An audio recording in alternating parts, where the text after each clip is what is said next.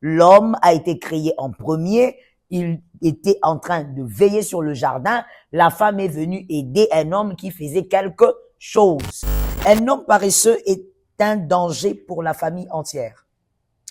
Un homme paresseux est un danger pour la famille entière. Pourquoi? Mais parce qu'il va transmettre sa paresse même aux enfants. Vous n'avez pas le choix. La Bible ne dit pas tu vas divorcer parce que ton mari est paresseux. Malheureusement, c'est pas écrit. La Bible parle d'autre chose. Donc, s'il est paresseux, tu vas t'accrocher à lui jusqu'à l'enlèvement. L'homme paresseux, il est dangereux, comme tu le dis, même si son père est président. Au fait, c'est pas son père, c'est pas ce que son père fait qui compte. C'est ce que lui fait qui compte. C'est ça. Ça, ce sont des symptômes de la paresse. Oh, je ne suis pas en train de révolter une femme, de rébeller une femme. Je suis simplement en train de dire à une femme, ouvre tes yeux et regarde. J'aime mon mari, mais il est paresseux. J'aime mon mari, mais il est paresseux. Alors là, c'est un problème. Hein? J'aime mon mari, mais il est paresseux. Un homme paresseux est un danger pour la famille entière. Un homme paresseux est un danger pour la famille entière. Pourquoi? Mais parce qu'il va transmettre sa paresse même aux enfants. Il va déstabiliser la destinée des enfants par son attitude, son caractère paresseux. Et la femme, j'espère qu'on m'écrit ça, hein, et la femme qui alimente la paresse de son mari, et la femme qui alimente la paresse de son mari, est une décapitatrice des destinées. C'est une décapitatrice des destinées. Elle décapite les destinées des enfants.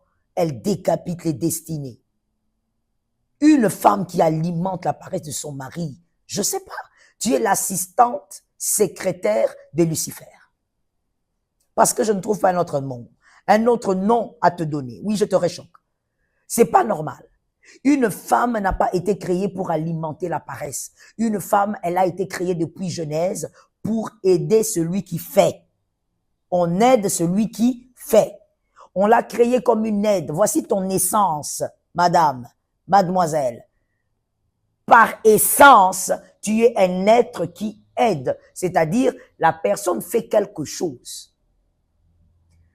Dans le jardin d'Éden, on a dit à Ève, cultivez, allez-y. Aide ce monsieur, cultiver le jardin à deux. Mais toi, tu alimentes la paresse d'un homme. Et tu trouves ça très normal. Par amour, vous savez, la femme est beaucoup dans ce piège. Femme mariée comme célibataire. Pourquoi? Parce que la femme a été créée avec l'amour, avec beaucoup d'amour. Voilà pourquoi il n'y a pas d'écriture, même dans les proverbes. Proverbe 31, où on parle de la femme vertueuse. Quand vous lisez du premier au dernier verset, aucun verset ne dit la femme vertueuse est celle qui aime beaucoup son mari, elle l'aime beaucoup. Non, non, non. On parle d'autres qualités. Pourquoi? Parce que la femme a été créée avec de l'amour à revendre. Elle a été créée avec beaucoup d'amour. Elle donne de l'amour automatiquement. Voilà pourquoi des fois même elle donne de l'amour au mauvais endroit. Que quelqu'un me dise l'amour au mauvais endroit. Des fois, la femme donne de l'amour au mauvais endroit. Depuis son enfance, elle avait dit jamais un homme paresseux, même si son père est président. Tu as raison. Tu as un très bon mindset. Très bon. Félicité. Continue comme ça. Je ne connais pas ton âge, mais continue, évolue comme ça.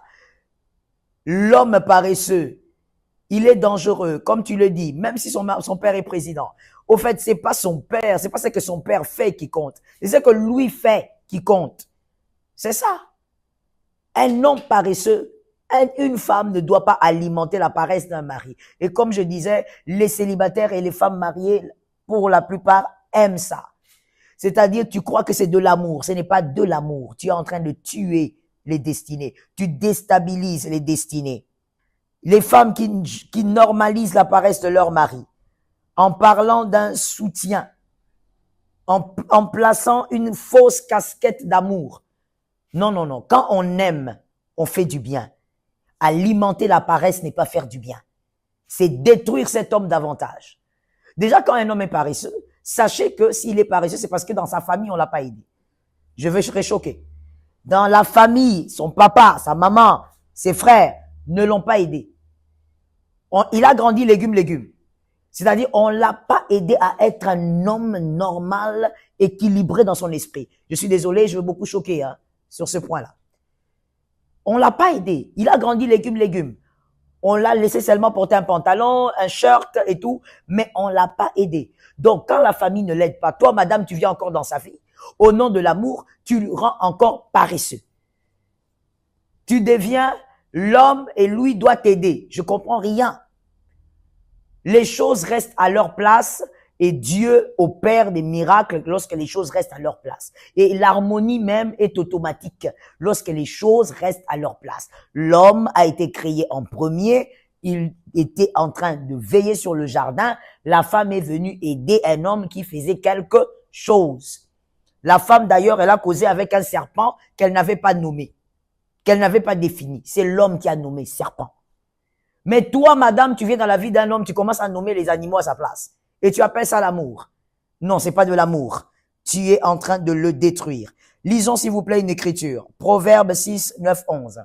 Proverbe 6, 9, 11. 9, 9, 9. Paresseux. On commence par l'appeler. Ouais. J'aime bien la Bible. La Bible appelle chaque chose selon sa nature. Paresseux. Jusqu'à quand resteras-tu couché? C'est la question que je pose aux hommes paresseux. Il y a beaucoup d'hommes qui vont pas aimer ce direct. C'est la question que je pose aux hommes paresseux. Paresseux, jusqu'à quand resteras-tu couché? Quand te lèveras-tu de ton sommeil? Tu veux somnoler un peu, te reposer encore, juste croiser les mains pour dormir. Ça, c'est le 10. Et le 11. Voilà que la pauvreté te surprend comme un rôdeur et la misère comme un homme armé. Lorsque tu es un paresseux, la Bible te pose la question, quand est-ce que tu comptes te réveiller? Tu comptes encore dormir. Tu aimes tellement le sommeil, tu vas encore dormir. Mais tu seras surpris par la pauvreté. Tu seras surpris à cause de ta paresse. Attention à cela. Les symptômes d'un homme paresseux. Nous en avons 10. Alors nous allons aller rapidement. Merci de m'aider à écrire avec rapidité. Que ça soit sur Facebook, sur YouTube, Instagram et TikTok. Les symptômes d'un homme paresseux. Célibataire, tu es béni. Que tous les célibataires me disent, je suis béni. Tous les célibataires, tous les mariés, que tous les mariés me disent, que le Seigneur me soutienne. Oui, parce que vous n'avez pas le choix. Surtout quand vous êtes une femme, vous n'avez pas le choix. La Bible ne dit pas tu vas divorcer parce que ton mari est paresseux. Malheureusement, c'est pas écrit.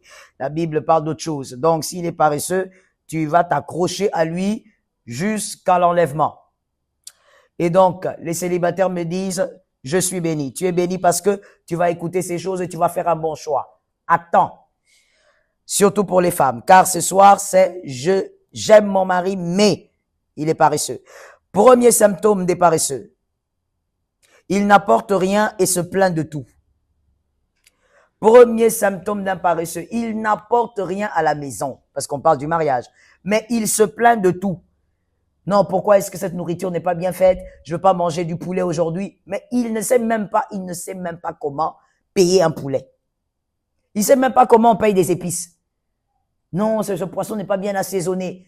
Le paresseux, mari paresseux, il n'apporte rien.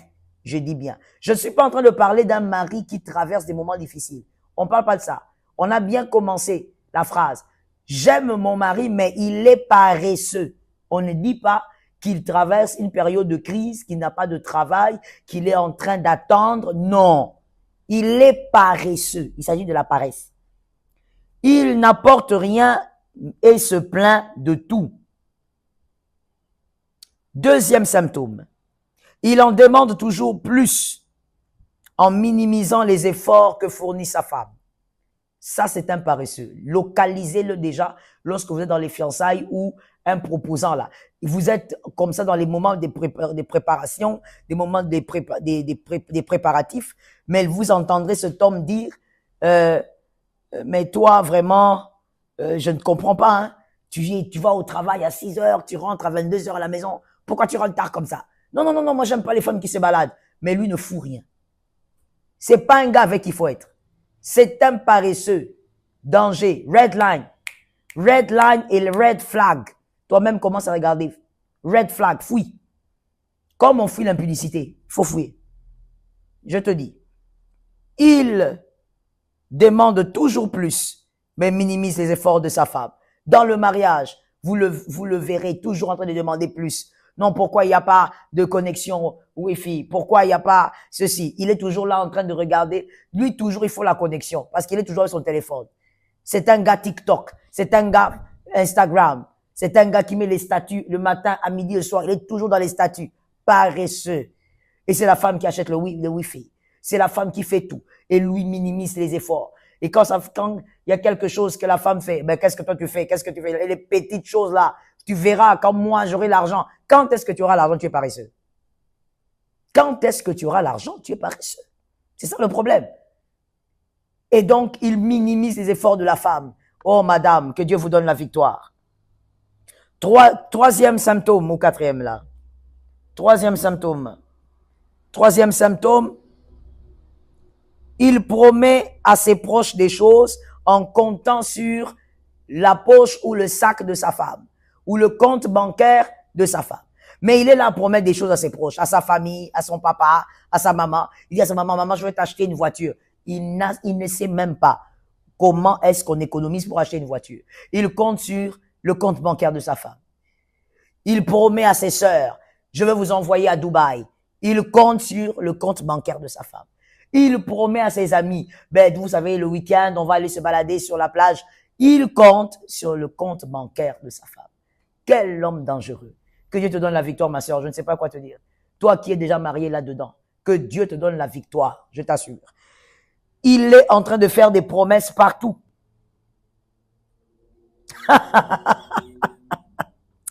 Oh, c'est pas possible. On aura tout vu là. Sur Facebook. Là, je n'arrive même pas à prononcer ton nom tellement que tu m'as fait rire. Titine, tu es terrible comme femme, toi. Hein? Titine, sur Facebook, elle dit, tu les maîtrises, hein, maman. Ben, attends, oui, je maîtrise, je suis pasteur. Je connais les types d'hommes paresseux. J'en ai vu des hommes paresseux. Je t'assure, hein. Oh, j'en ai vu. C'est terrible. Et gloire à Dieu. Dieu a eu pitié de moi. Moi, j'ai pas un homme paresseux, je t'assure. Hein. Si j'avais un homme paresseux, j'allais fuir depuis. Moi, je peux pas supporter un homme paresseux. D'ailleurs, je n'allais même pas me marier à un homme paresseux parce que dès le départ, moi, je localise la paresse. Dès le départ. Un homme là qui est là, façon, légumes, il est toujours là à te dire, est-ce que je peux avoir un peu de crédit? Est-ce que tu peux pas me flasher des trucs, des mégas? Non. Je reste pas avec un gars comme ça. C'est pas possible. C'est pas possible. Moi, je maîtrise convenablement que je t'ai créé en deuxième position. Je n'ai jamais été créé en première position. Donc, moi, je suis là pour aider. Moi, je suis là pour ajouter. Si tu n'as rien pour ajouter, mon frère, en tout cas, va encore chercher. Jusqu'à ce que tu viendras ajouter. C'est incroyable, je vous assure. Les bien-aimés de Facebook, si je continue de vous lire, mesdames, vous allez me désorienter. Je ne veux pas vous lire. Non, mais c'est vrai, ces hommes-là sont amoureux aussi. Hein. La paresse. Ils n'ont rien à faire, à part tomber amoureux. Ils tombent amoureux tout le temps. Et quand ils tombent amoureux, il faut l'attacher. Il faut des chaînes. La manière dont il va tomber amoureux, toi tu vas te dire, oh là là, j'ai trouvé le meilleur. Au contraire, c'est une sangsue. Il est là pour tout prendre et se plaindre. Quatrième symptôme. Est-ce qu'on a pris quatrième symptôme? Légumes, Clémence, je t'assure. Légumes, ces hommes-là. Quatrième sémence. Quatrième symptôme, on va dire. Cet homme paresseux, il fait des dépenses exorbitantes. Des dépenses exorbitantes en les minimisant. Il fait des dépenses exorbitantes et il minimise. Pourquoi? Parce que l'argent ne sort pas de sa poche. Parce que c'est le compte bancaire de sa femme. Parce que c'est sa femme qui bosse. C'est sa femme qui se démène. Mais quand il a l'argent, c'est fini. Il va dans des dépenses terribles. Il achète une chaussure à 400 €. Il va là-bas, il achète une chemise, hein, à 500 €. Il se tape des dépenses. Il va là-bas. Et c'est le type d'homme, hein, comme je le disais tout à l'heure, qui achète tout et rien. Même un porte-clés. Il va acheter. Il n'a pas de clés. Je vous assure. Il n'a pas de clé parce que la clé de la... Non, je suis moi-même choqué. Parce que la clé de la maison, c'est la femme qui gère la clé de la maison. La clé, il n'a même pas la clé de la cuisine. Mais quand il va voir un porte-clé, il va acheter. Il fait des dépenses exorbitantes alors que il n'a rien. Il est paresseux. C'est 2 pieds sur le sofa. Voilà, c'est ça sa vie. Il est avec le Wi-Fi, il est sur TikTok, toute sa journée, c'est comme ça. Un homme, mari paresseux. Non, c'est une gangrène, in the name of Jesus. Que Dieu éloigne ce genre de personnes de mes filles, Faya, dans tous les sens. Il est là. Des dépenses exorbitantes. Tu le regardes, il revient, tu demandes, tu viens d'où? Oh, faire un peu de shopping. Shopping? Avec quel argent? Non, mais avec le petit rien que tu m'avais laissé là au chevet du lit. Petit rien, mais lui fournit rien. Quelqu'un m'a écrit ça. Petit rien, mais lui ne fournit rien. Il faut m'écrire ça correctement. Faites vite. Joseph, écris-moi ça. Petit rien, mais lui ne fournit rien. Mais il appelle toujours de l'argent petit rien. 10 euros, c'est un petit rien. 5 euros, c'est un petit rien. Si tu entends un homme comme ça, ma sœur, pendant les fiançailles, fuis.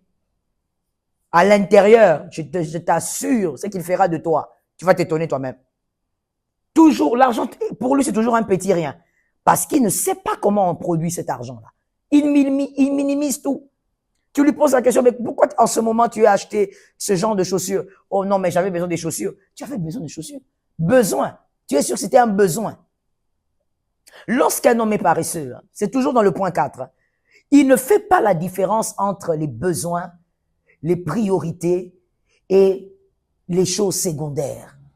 Il ne sait pas faire la différence. Il dépense, il achète, il achète. Il se balade, il voit des lunettes, il achète. Il va chez l'ophtalmologue alors qu'il n'a pas de problème, Dieu. Pourquoi? Il veut dépenser, c'est tout. Il veut dépenser.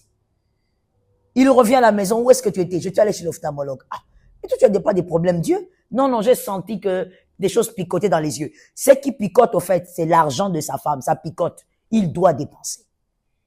Que Dieu nous délivre. 5e symptôme. Il aime faire plaisir à son entourage sans compter. Il fait plaisir à son entourage sans compter. Il veut offrir des cadeaux à gauche, à droite. Il est même capable d'offrir des cadeaux à ses ex. Mais avec l'argent de cette femme. Sans savoir d'où vient cet argent, comment elle fait. Non, il est paresseux. Sa nature, c'est la paresse. Il promet des cadeaux partout. L'anniversaire de la voisine, il va, il donne des cadeaux. Oh, j'avais une surprise à te faire. Parce qu'il ne dépense pas. Parce qu'il ne travaille pas pour produire. L'homme paresseux. 6e symptôme. Il a beaucoup de projets quand il manque l'argent. Et quand il en a, il n'a plus aucun projet à part dépenser. Ça, ce sont des symptômes de la paresse. Oh, je ne suis pas en train de révolter une femme, de rébeller une femme. Je suis simplement en train de dire à une femme, ouvre tes yeux et regarde. Si tu as épousé un homme paresseux, je sais même pas comment tu l'avais choisi, mais s'il est paresseux, il a tous ces symptômes, je sais pas. Je crois que c'est demain qu'on te dira comment tu vas faire pour vivre avec un homme paresseux. Aujourd'hui, on n'aura pas le temps. Demain, on te dira comment faire pour vivre avec un homme paresseux. Et donc, quand il n'a pas d'argent, il a beaucoup de projets. Quand il est là assis comme ça, sur le fauteuil, tu l'entendras là concentré, pratiquement les yeux fermés, en train de méditer. En comment il va faire pour construire des buildings, comment il va faire pour construire une entreprise, il va engager 200 personnes. Il a beaucoup de projets. Dès qu'il a un peu d'argent, c'est fini. Il n'a plus aucun projet. Il va dans la bêtise, il va dans les choses inutiles. Cet argent se dissipe comme cet argent est venu. Cet argent part, ça va loin. Ces hommes-là, façon, comme ça. Il a que des projets quand il n'a pas d'argent. Dès qu'il a de l'argent, dès que sa femme amène. Et j'ouvre aussi une parenthèse là-bas. Madame, puisqu'on parle de j'aime mon mari. C'est pas mon copain, c'est pas mon concubin, c'est mon mari. Il est ton mari, mais il est paresseux. Madame, pourquoi est-ce que face à un homme paresseux, on te paye, tu amènes le salaire, tu lui donnes. Un monsieur paresseux, c'est ton comptable? Je veux comprendre. Il est ton comptable? Ça veut dire que toi, on te paye. Il est paresseux, mais tu prends le salaire, tu déposes. Femme soumise. Tu n'es pas dans la soumission, je vais te choquer. Je t'avais promis que je vais beaucoup choquer sur cette deuxième partie. Je vais te choquer, madame. Tu n'es pas soumise. Tu es inconsciente. Tu es inconsciente. C'est comme un enfant qui va à l'école. Il joue à l'école au lieu d'étudier. Quand il revient, au lieu de discipliner l'enfant, toi, tu prends l'enfant, tu places l'enfant devant ta télé, qu'il regarde les dessins animés. C'est de l'inconscience. Un homme paresseux, tu prends l'argent, tu déposes, tu dis, voici chérie, l'amour, mon cœur, mon champignon, mon cacao, mon éléphant, voici l'argent. Qu'est-ce que ça veut dire? Tu le détruis. Tu le détruis davantage, madame. C'est pas la soumission. C'est pas l'amour, ça. Quelqu'un me dit, mais pasteur, je fais quoi maintenant? Il sait que je suis payé. Mais oui, il sait que tu es payé et il sait aussi, il devrait savoir aussi qu'il est paresseux. Quand tu amènes l'argent, quand tu viens avec ton salaire, avant même d'arriver avec ton salaire à la maison, tu enlèves une partie, tu mets en banque. Tu arrives à la maison, pas avec la moitié. Une autre partie, tu commences à faire les achats en route, chemin faisant. Ça veut dire que tu fais les achats de la maison, la provision de la maison. Tu achètes des choses pour ton économat, comme on dit. Tu mets des stocks à la maison, la nourriture pour les enfants et tout ça. Tu achètes. Quand tu arrives à la maison, tu lui montres l'1/10. Et tu as déjà fait l'1/10 du Seigneur. Hein. C'est qui va rester maintenant. Tu lui montres ça. Tu lui dis voilà. Tu lui dis pas que c'est ton salaire, il connaît ton salaire. Quand il va demander, mais où est l'autre partie? L'autre partie, on a acheté les choses de la maison. Une autre partie, c'est en banque. Non, mais comment toi tu peux me faire ça? Il va se fâcher, c'est normal. Il est paresseux. Les paresseux ont la colère rapide. Il va se fâcher parce qu'il veut tout maîtriser. Et alors que quand il maîtrise tout, quand tu lui donnes tout l'argent, c'est terrible. Il fait des cadeaux partout, sans calcul. La sagesse. La femme sage bâtit. Quelqu'un m'a écrit, c'est la sagesse qui bâtit. On n'a pas dit la femme intelligente. On a dit la femme sage. Va regarder, on n'a pas le temps aujourd'hui, va regarder la nuance qu'il y a entre, ou la différence carrément qu'il y a entre la sagesse et l'intelligence. C'est pas la femme intelligente qui bâtit. C'est la femme sage qui bâtit. C'est la sagesse qui te permettra de bâtir. 40e symptôme.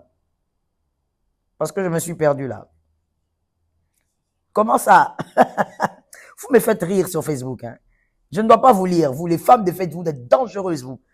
Vous me faites rire sur Facebook. Alors, 7e, n'est-ce pas? 7e symptôme. Il cherche à tout contrôler et il est extrêmement jaloux. Les paresseux. Il cherche à tout contrôler. Comme on venait de le dire. Où est ton salaire? Pourquoi je n'ai pas vu la totalité?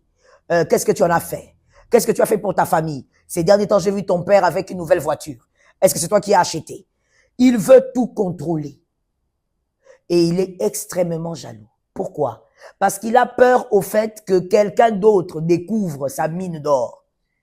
Comme il est habitué à bouffer, à manger à côté d'une femme qui fait tout, il a peur qu'un autre homme découvre la mine d'or. Et donc, il est très jaloux. Dès que tu causes avec un voisin, qu'est-ce qu'il te dit? Tu joues avec moi parce que je ne fais rien. Mais de quoi tu parles? Il veut te barricader, il veut t'avoir pour lui seul.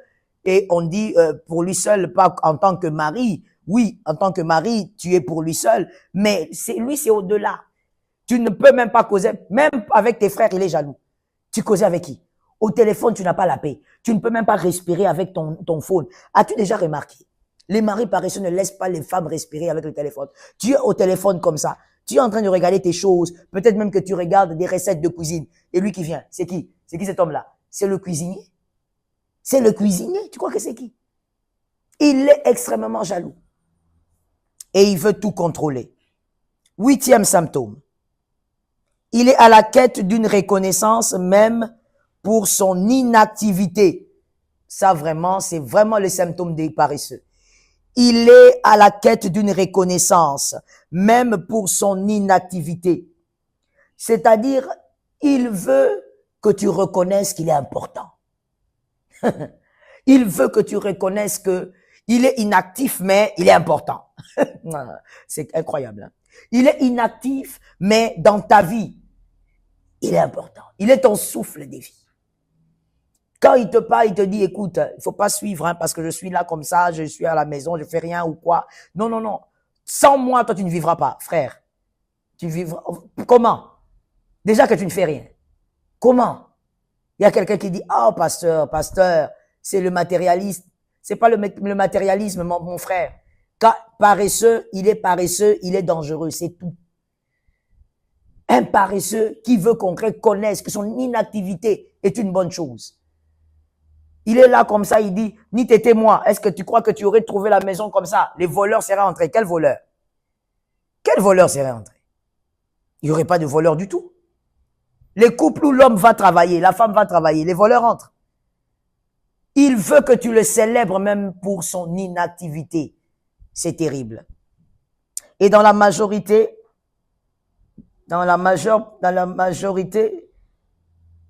non mais les bien-aimés de Facebook, vous êtes terribles vous. Hein? Dans la majorité, vous verrez que ces hommes-là, paresseux, ils aiment prendre soin de leur corps en dehors des cas rares, hein, parce que il y a des cas aussi rares et ce sont des cas vraiment, j'appelle les pires des cas. Non seulement il est paresseux, mais il est aussi sale. Alors là, vous êtes perdu. Madame, je sais pas quoi vous dire. Je manque des mots. Non seulement il est paresseux, mais il est sale. Il sent mauvais, beaucoup de problèmes. Ça, c'est compliqué. Mais il y a des paresseux dans la majorité des cas. Ce sont des paresseux très, très soignés. Ça veut dire que quand tu reviens à la maison, tu le trouves là comme s'il était Michael Jackson. Tu regardes ses cheveux, tu regardes sa barbe. Il est très soigné. Donc, tu t'étonnes toi-même. Tu te poses la question, mais ce gars-là, il s'est fait propre et beau. Toi, tu crois qu'il s'est fait propre et beau pour toi. Parce que tu viens du travail, tu es fatigué, tu dis, oh, mon mignon, mon bébé, il s'est fait tout beau pour moi. Quand tu arrives, il dit, bon, je t'attendais, je vais faire un tour. Il va faire un tour. Donc, il s'est fait beau pour qui? Pour le quartier. Ça, c'est le paresseux. Il s'est fait pour le quartier. Et dès qu'il sort, c'est bonjour. Il dit bonjour à tout le monde. Incroyable. Quantième symptôme.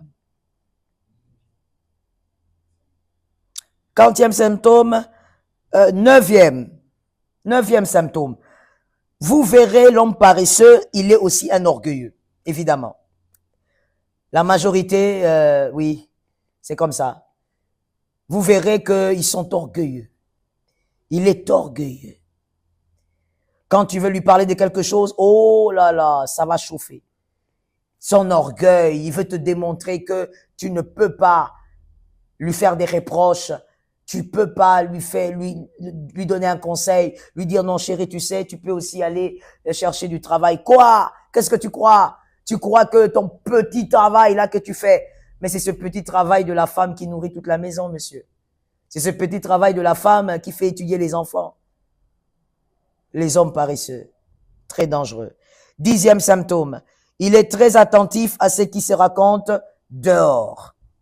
Il est très attentif à ce qui se raconte à l'extérieur. Qu'est-ce qu'ils ont dit? Qu'est-ce que les voisins disent? Et là, il se déverse sur sa femme. Donc, quand toi, tu sors ici, tu montres à tout le monde que c'est toi qui nourris la maison, que moi, je ne fais rien. Mon frère, il y a personne qui parle à quelqu'un, les hommes ont des yeux. Les hommes voient, les hommes observent. Même s'ils n'entrent pas dans votre maison, même s'ils ne dorment pas avec vous, les gens observent. Un homme qui travaille, écoutez, on le voit, on le sent. Voyez, même s'il ne sort pas de sa maison, il fait le télétravail, on sent que cet homme travaille. Qu'il a été sur son ordinateur toute la nuit ou le matin, on sent qu'un homme travaille. Mais quand un homme ne travaille pas, les gens ne sont pas naïfs. Les gens savent voir que là, cet homme, il fait rien. Et donc, il a les oreilles dehors. Qu'est-ce qu'on dit sur moi? Pourquoi? Est-ce que sa femme le critique dehors? Qu'est-ce que tu dis aux gens?